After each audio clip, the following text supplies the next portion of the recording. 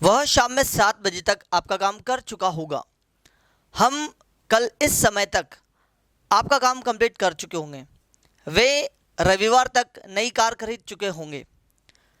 वे यहाँ 2 बजे तक आ चुके होंगे। साथियों, आपने भी ऐसे वाक्य जरूर बनाए होंगे कि कोई व्यक्ति किसी काम को कर चुका होगा या किसी व्यक्ति ने किसी काम को कर लिया होगा।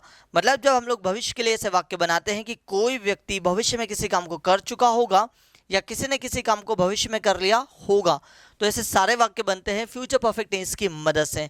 साथियों, इसकी जो हेल्पिंग होती है वो होती है विल हैव। ठीक है, अब जो विल हैव होती है इसको आपको सारे के सारे सब्जेक्ट के साथ यूज करना। I will have, she will have, they will have, you will have, we will have, कोई सा भी सब्जेक्ट होगा इस।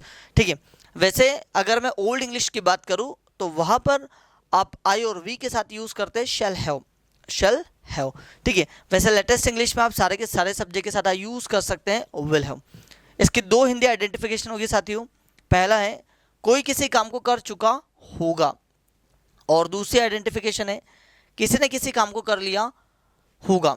आइए कुछ वाक्य देखते हैं पहले कि इसके वाक्य बनते कैसे। जैसे मैंने कहा वह स्कूल पहुंच चुकी होगी या फिर वह स्कूल पहुंच गई होगी।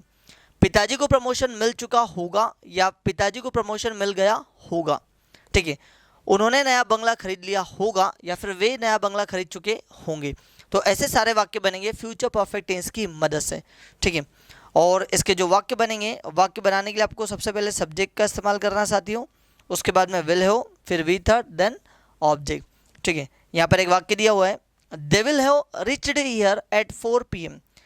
वे यहाँ शाम में 4 बजे पहुँच चुके होंगे। ठीक है, तो इस तरीके के सारे वाक्य बनेंगे। अब हम लोग इसके तीनों वाक्य देखते गए, पॉजिटिव, नेगेटिव और इंटेरोगेटिव। पॉजिटिव वाक्य कैसे बनेगा, नेगेटिव कैसे बनेगा और इंटेरोगेटिव वाक्य कैसे बनेगा, आइए देखते हैं। सबसे पहला दिया हुआ आपका पॉजिटिव वाक्य। पॉजिटिव वाक्य दिया होगा, यहाँ पर फोकस करना। पॉजिटिव बनाने के लिए सबसे पहले आपको यूज़ करना है सब्जेक्ट, फिर आपको हेल्पिंग ऑफ विल हैव का यूज़ करना है, देन आपको यूज़ करना है वी थर्ड, फिर आपको यूज़ करना है ऑब्जेक्ट।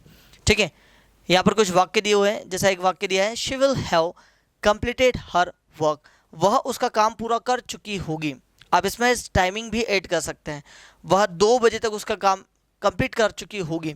तो she will have completed her work till 2 o'clock या बाय 2 o'clock। ठीक है, they will have reached Mumbai. वे मुंबई पहुंच चुके होंगे या फिर वे मुंबई पहुंच गए होंगे। ठीक है, Sangeeta will have send a message. Sangeeta message भेज चुकी होगी। अगर मुझे ऐसा बोला कि संगीता कल मैसेज भेज चुकी होगी, तो Sangeeta will have sent a message tomorrow.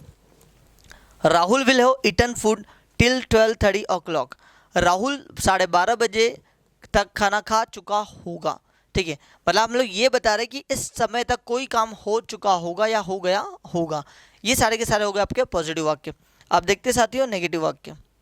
Negative वाक्य बनाने के लिए आपको सबसे पहले सब्जेक्ट, फिर आपको विल का यूज़ करना है और विल के साथ में आएगा आपका नॉट, फिर आपको यूज़ करना है हैव, उसके बाद में आएगा V3 और फिर आएगा आपका ऑब्जेक्ट। हाँ, एक और बात याद रखिएगा, जितने मैं आपको पहले ही वीडियो में बता चुका हूँ, जितने भी परफेक्ट टेंस है, जितने भी परफेक्ट टेंस, परफेक्ट कौन सा, present perfect tense, past perfect tense और फ्यूचर परफेक्ट टेंस, मतलब तीनों ही टेंस में आपको यूज़ करना है आपकी थर्ड फॉर्म।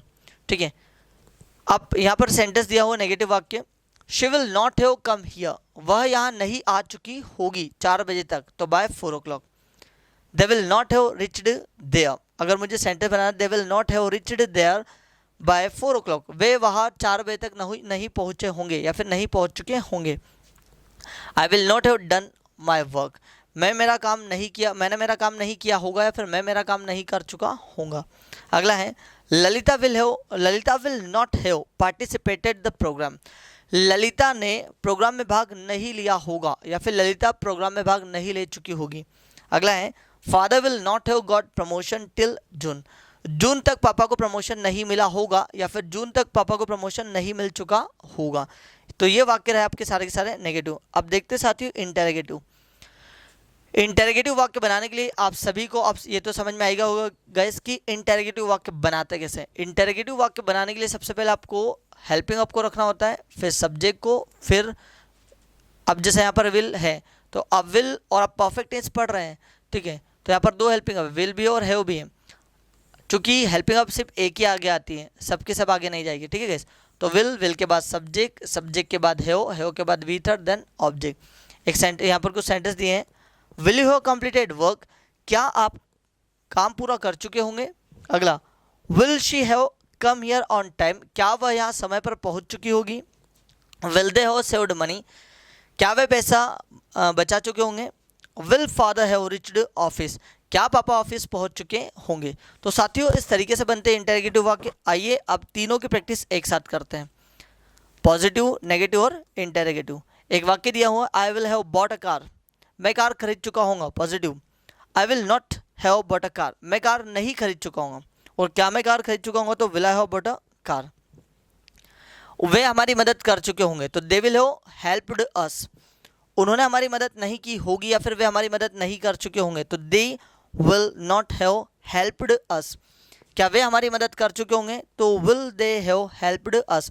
और साथियों इसी में अगर आपको हु वाला बनाना है तो वेरी सिंपल, यहाँ से सब्जेक्ट को हटा करके खाली हु रख सकते हैं आप। कैसे, जैसे मैंने बोला आई will have bought a car, मैं कार खरीद चुका हूँ। अगर मुझे ये बनाना कि कौन कार खरीद चुका होगा, तो आप यहाँ पर हु रख सकते हैं, who will have bought a car, कौन कार खरीद चुका होगा। ठीक है, उसने पेंट कर दिया होगा या फिर वह पेंट कर चुका होगा, तो ही विल हैव पेंटेड। वह पेंट नहीं कर चुका होगा, तो he will not have painted. क्या वह पेंट कर चुका होगा, तो सेंटेंस बनेगा विल ही हैव पेंटेड। और कौन पेंट कर चुका होगा, तो हु विल हैव पेंटेड। ठीक है, टीचर ग्रामर पढ़ा चुके होंगे संडे तक, तो teacher will have taught grammar till Sunday.